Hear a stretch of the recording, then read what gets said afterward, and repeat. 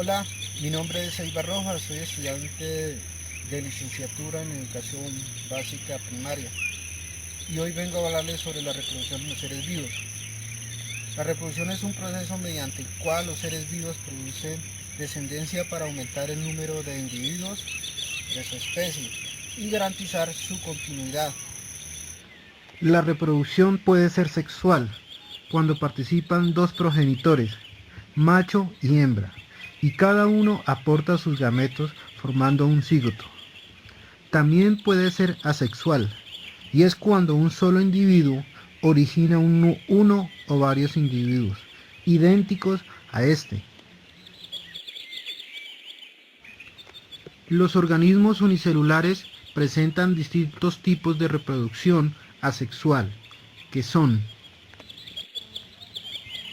bipartición. Consiste en la división de una célula progenitora en dos células hijas. Esa forma de reproducción es característica de las bacterias, las archaeobacterias y algunos protistas, como los paramecios, entre otros. La esporulación es la forma de múltiples células hijas al tiempo. Primero el núcleo de la célula madre se fragmenta, luego se forman nuevas membranas plasmáticas y otras estructuras alrededor de cada porción del núcleo, y así se forman nuevos individuos. Finalmente, la célula madre se rompe y los nuevos individuos formados se liberan. Esta forma de reproducción se presenta en ciertos protistas parásitos.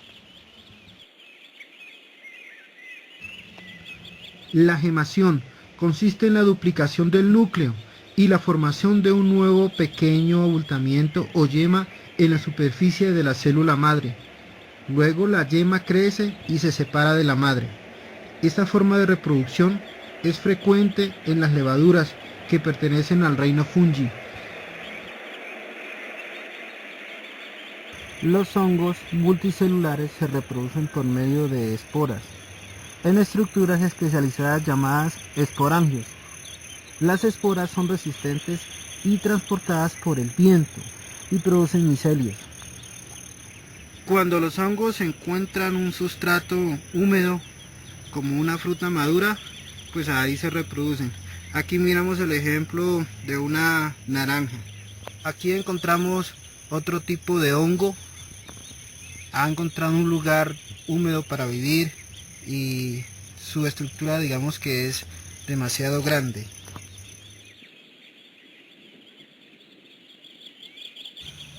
¿Qué mejor que el medio natural para hablar sobre la reproducción en las plantas? Los principales grupos del reino de las plantas son las plantas que no tienen semillas. En este caso tenemos a los musgos y a los helechos. Y las plantas con semillas, que a su vez se dividen en gimnospermas o plantas de semilla desnuda y angiospermas, plantas con semillas cubiertas.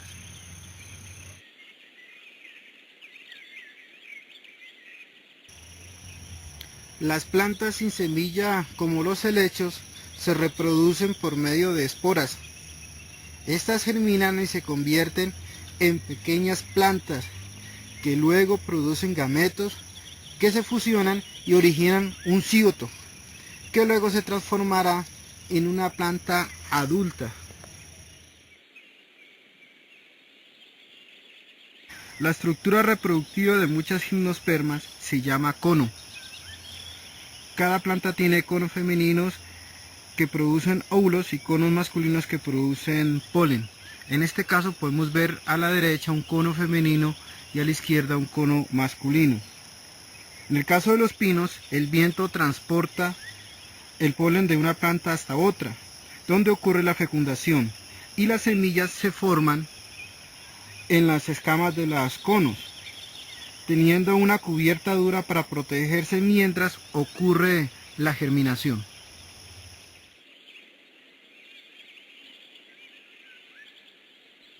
La reproducción asexual en angiospermas. Estas estructuras son órganos de la planta madre que se separan de esta y dan lugar a nuevos individuos. Las estructuras de reproducción vegetativa más conocidos son los tubérculos, los bulbos y los estolones.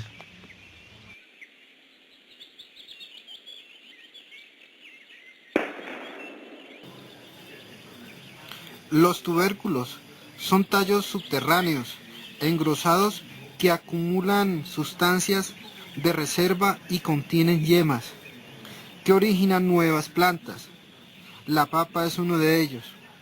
Aquí vemos que esta papa ya ha empezado a germinar. Entonces, si la sembramos en tierra, pues va a dar una nueva planta. Los bulbos son tallos subterráneos, con hojas carnosas, como aquí el de la cebolla, que los envuelven y que presentan yemas en su base. Los estolones son tallos que crecen hacia los lados y cuando llegan al suelo forman raíces y se separan de la planta madre. La fresa y muchos pastos desarrollan este tipo de reproducción por estolones.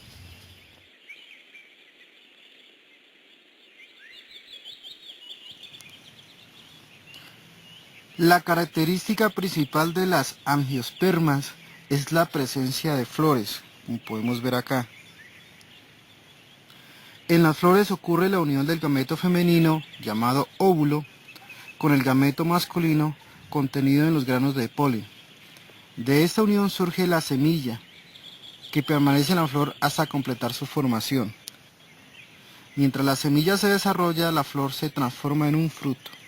Aquí podemos ver una flor que apenas se está transformando en una semilla. Y ya el fruto formado, que está de color verde. Las flores presentan una inmensa variedad de formas, colores y tamaños. Las estructuras que conforman la flor son los sépalos, son de color verde, forman el cáliz y tienen como función proteger la flor. Los pétalos son de color vistosos, forman la corola y atraen a los animales polinizadores, como las abejas y los picaflores. Los estambres producen los granos de polen. El pistilo contienen los óvulos que darán lugar a las nuevas semillas. La reproducción sexual en las plantas se realiza en las siguientes etapas. La polinización es el transporte de los granos de polen desde los estambres hasta el pistilo. Allí el grano de polen desciende por el estilo hasta el ovario, donde se encuentra con el óvulo. La fecundación se produce con la unión del óvulo y el grano de polen. El óvulo fecundado crece y se transforma en semilla, mientras que el ovario que lo contenía se transforma en fruto.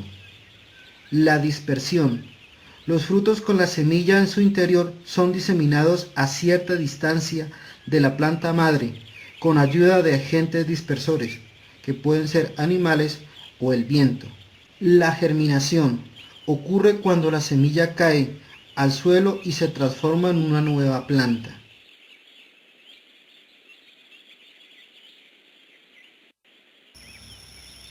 En el reino animal, la reproducción es un complejo proceso que consta de varias etapas. En cada etapa el animal presenta el comportamiento característico de su especie. Algunos comportamientos se aprenden mediante la observación y otros se realizan por instinto, es decir, por un impulso natural con el cual se nace. Debido a esto, los individuos de la misma especie se reconocen entre sí, no solo por su apariencia externa, sino por su forma de actuar. La reproducción asexual se realiza sin la intervención de los gametos. En este caso, los hijos son casi iguales al progenitor, pues heredan todas sus características, pero durante su desarrollo pueden ocurrir algunos cambios. La gemación es la formación de un individuo a partir de una pequeña prolongación o yema que se forma en la superficie corporal del progenitor. En las medusas, esponjas, hidras y corales, este tipo de reproducción permite que se generen muchos individuos en poco tiempo. La regeneración consiste en la producción de un individuo a partir de un órgano, un tejido u otra estructura que se haya desprendido del cuerpo del animal. Al mismo tiempo, el cuerpo original recupera su parte. La partogénesis hace referencia al desarrollo de nuevos individuos a partir de óvulos no fecundados por espermatozoides, es decir, sin la intervención de un macho. En las abejas se presenta este tipo de reproducción. Este tipo de reproducción requiere la participación de un macho y una hembra.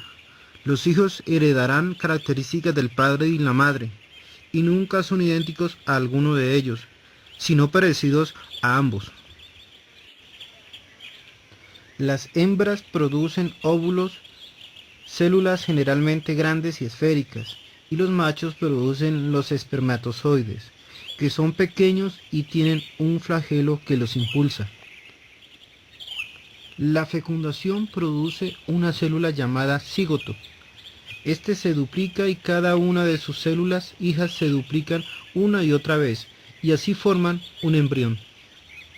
Cuando el embrión tiene todos los órganos formados, se denomina feto. Este término se asigna solo a los vivíparos. La fecundación interna se da en el cuerpo de la hembra. El acto de unión entre el macho y la hembra se conoce como cópula o apareamiento. La fecundación externa es la unión de las células sexuales que ocurre fuera del cuerpo de la hembra.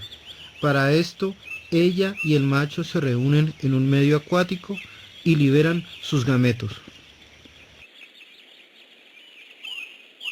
La mayoría de los invertebrados cambia de forma a lo largo del ciclo de vida, mediante un proceso llamado metamorfosis.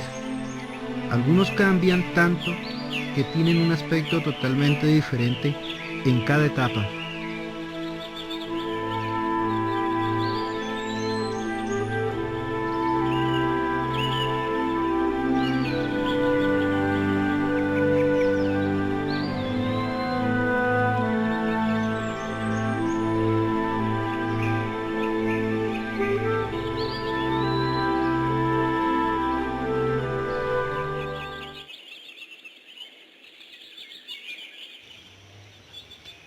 El desarrollo ovíparo.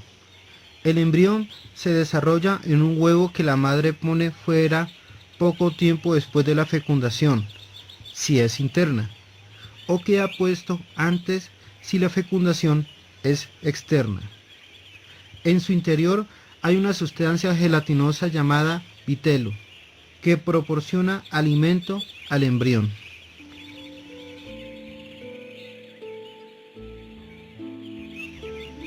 El desarrollo ovivíparo.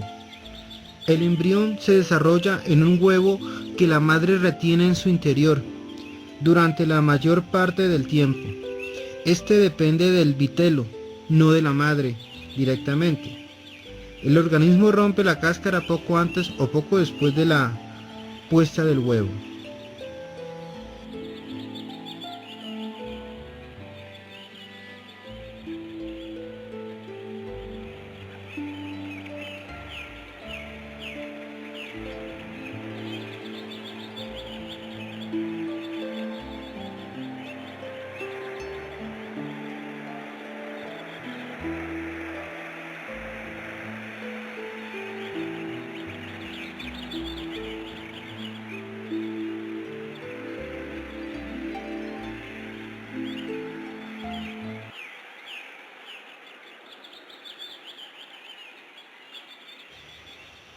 El desarrollo vivíparo es aquel que sucede dentro de la madre y en el cual el embrión depende directamente de ella. En los mamíferos se lleva a cabo en un órgano musculoso llamado útero, y después de nacer las crías beben leche, que la madre produce a través de sus glándulas mamarias, ubicadas en la piel del pecho o el vientre.